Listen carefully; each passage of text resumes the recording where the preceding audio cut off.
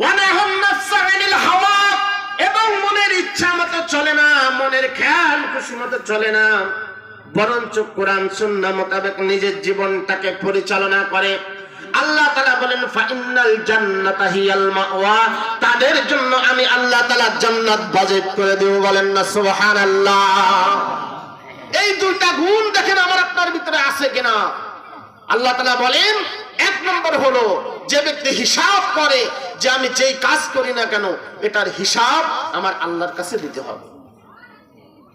কারণ আমি রাতের অন্ধকারে যেই কাজটা করি, যে গুনার কাজ করতেছি, ফজরের নামাজ না পড়ে আমি ঘুমিয়ে থাকতেছি, এই যে কাজগুলো অন্যায় কাজগুলো আমি করতেছি, এর হিসাব কিন্তু আল্লাহর কাছে দিতে হবে। আল্লাহ সব দেখতেছে। যার ভিতরে এক নম্বরে ভয় থাকবে। আর ওয়ানাহান নাফসা আনিল হাওয়া, যে মনের ইচ্ছা মতো চলে না। কারণ মন হলো সব সময় চায় যে কোরআনের পথে চলা যাবে না। সব সময় আপনি মনকে প্রশ্ন করবেন রোজা রাখবো কি রাখবো না, আপনার নফস বলবে এত কষ্ট করে রোজা রাখার দরকার কি, ঘরে কি ভাতের অভাব আছে না চাউলের অভাব আছে। ফজরের সময় মনকে জিজ্ঞাসা করবেন, মন এখন কি ফজরের নামাজ পড়তে যাব, আপনার মন উত্তর দিবে এই শীতের ভিতরে নামাজ পড়ে দরকার কি। আল্লাহ তাআলা বলেন এই মনের বিরুদ্ধে যে কাজ করতে পারবে, কোরআন সুন্নাহ মোতাবেক নিজের জীবনটাকে পরিচালনা করতে পারবে, তাদের জন্য আমি আল্লাহ তাআলা জান্নাত বাজেট করে দেব। বলেন না সুবহানাল্লাহ। কিন্তু সবচেয়ে বড় সমস্যা আমাদের পরিবারে এখন ইসলামী জ্ঞান নেই বললেই চলে। নামাজে পড়বে, মহিলাও কিছু পারে না, পুরুষও কিছু পারে না।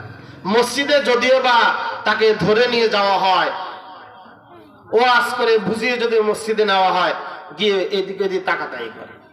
এক শ্রেণীর মানুষ আছে কয় আমরা এখন যুবক আছে, এখন নামাজ পড়বো না, বিরুদ্ধ হলে নামাজ পড়বো। আমরা লক্ষ্য করে দেখেছি যারা বিরুদ্ধ বয়সে নামাজি হয় এদের একটারও নামাজ হয় না। মসজিদে যত উল্টাপাল্টা কাজ আছে সব এরাই করে। কারণটা কি? সে নামাজের সূরা ফাতিহা পারে না, সূরা নাস ফালাক পারে না, নামাজের ভিতরে কি পড়তে হবে কিছুই পারে না। এবারে নামাজে আল্লাহু আকবার বলে দাঁড়ায়, আর একটু আওয়াজ হলে দেখে কে আওয়াজ করলো, আবার পিছনে দিয়ে তাকায় দেখে যে লোক কয়জন হইল। এই যত টাকাটাকির কাজ আছে এরা সব নতুন নামাজিরা করে। কিন্তু যারা ছোটবেলা থেকে নামাজ পড়ে এদের নামাজের ভিতরে মহব্বত, ভালোবাসা, আল্লাহর মহব্বত থাকে। তারা জানে যে আমি আল্লাহর সামনে সিজদা দিচ্ছি, আল্লাহ আমাকে দেখতেছে, এই হিসাব আমার দিতে হবে, এই নামাজ আমাকে জান্নাতে নিয়ে যাবে, এই নামাজের মাধ্যমে আমি পরকালে মুক্তির আশা করি। বলেন না সুবহানাল্লাহ। এই জন্য নামাজ আজকে আমাদের পরিবারে ইসলামী শিক্ষার অভাবের কারণে এই অবস্থা হয়েছে। এজন্য আমাদের এক গল্প শুনছিলাম যে এক লোক ওয়াজ শুনতে আসছে। ওয়াজ শুনতে এসে চাচা আলোচনা শুনেছি, ইমাম সাহেব আলোচনা করেছে সালামের ওয়াজ, যে যে যত সালাম দেবেন তত বেশি সওয়াব হবে। এখন চাচা ওয়াজ শুনে রাত্রেবেলায় বাড়িতে গিয়ে দরজায় বলতেছে আসসালামু আলাইকুম। চাচি দরজাটা খুলে দেখতেছে কে আসলো, তা বলতেছে কে, মনির মা আসসালামু আলাইকুম। তো ওই চাচি সাথে সাথে দরজা আটকায় দিয়ে ছেলেদেরকে ডাকতেছে তাড়াতাড়ি উঠতে, আব্বা মনে হয় পাগল হয়ে গেছে। কারণটা কি? কত জীবনে সালাম শোনেই নাই, তো পাগল তো এখন ভাবতেছে কিরে জীবনে এই কথা বললো না, আজকে আসসালামু আলাইকুম বলতেছে, তাইলে মনে হয় পাগল হয়ে গেছে। তা আমাদের সমাজের অবস্থা এই, চাচিও কিছু জানে না, চাচাও কিছু জানে না, নামাজ পড়বে কি?